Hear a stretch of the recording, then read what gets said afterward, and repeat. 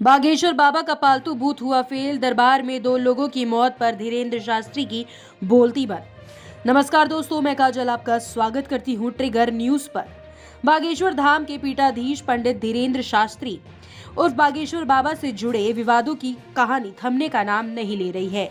कभी बाबा सुर्खियों में रहते हैं तो कभी उनका छोटा बिगड़ैल भाई अपनी दैवीय शक्ति से लोगों की हर तकलीफों को दूर करने का दावा करने वाले बाबा धीरेन्द्र शास्त्री अब कुछ सवालों के घेरे में फंस गए हैं। बता दें, पिछले दिनों दरबार में आए 2 लोगों की मौत बाबा के सामने ही हो गई थी।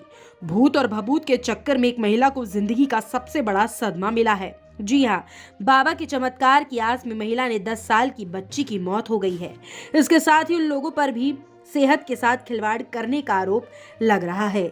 जी हाँ, राजस्थान की रहने वाली इस महिला की माने तो इसे बागेश्वर बाबा के दैवीय शक्ति पर बड़ा भरोसा था। पिछले 1.5 साल से ये लगातार बागेश्वर धाम आ रही थी। ये महिला बाबा के दरबार में अपने 10 साल की मासूम बच्ची को लेकर आई थी। बच्ची मिर्गी की मरीज थी, उसे बार बार दौरे आ रहे थे।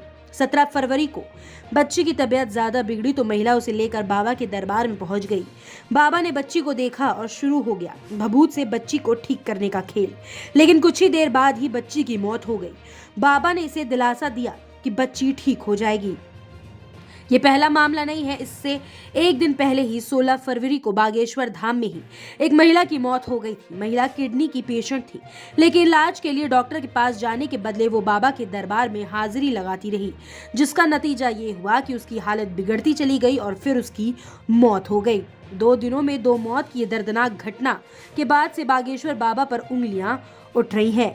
इस सबके बाद भी बाबा के दरबार में दुखियारों की भीड़ पहले की तरह ही हर रोज जुट रही है।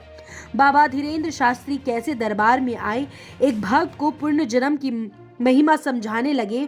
उन्होंने यहाँ तक दावा कर डाला कि 2026 में उस भक्त के घर में बेटा पैदा होगा और वो बच्चा कोई और नहीं बल्कि बाबा के उस भक्त का बड़ा भाई होगा। बाबा ने तो ये लगे हाथों ये भी दावा कर डाला कि 3 साल बाद पैदा होने वाले बच्चे के माथे पर चोट का निशान भी होगा। बाबा धीरेन्द्र शास्त्री की बातों का सीधा सीधा मतलब ये है कि वो 2023 में बैठकर 2026 का हाल देख सकते हैं। बाबा धीरेन्द्र शास्त्री ऐसे ऐसे अजीबोगरीब दावे करके आस्था के नाम पर अंधविश्वास का खेल क्यों खेल रहे हैं? घर में कलेश है, नौकरी नहीं मिल रही है, शादी नहीं हो रही है, बच्चे बिगड़ गए हैं या फिर शरीर को किसी गंभीर बीमारी ने घेर लिया है। दरबार में लगाओ हाजिरी, बाबा निकालेंगे पर्चा और फिर भूत और भभूत से होगा कल्याण। सोचिए, अगर इससे लोगों की परेशानियां का निपटारा होने लगे, लाइलाज बीमारियां ठीक होने लगे, तो फिर इतने बड़े बड़े हॉस्पिटल और डॉक्टर की जरूरत क्या है? अब भी समय जाग जाएगी, वरना बाबा के पर्चे के साथ भूत और भभूत का चक्कर आपको भी जिंदगी भर का सदमा दे सकता है। Bureau report, trigger news.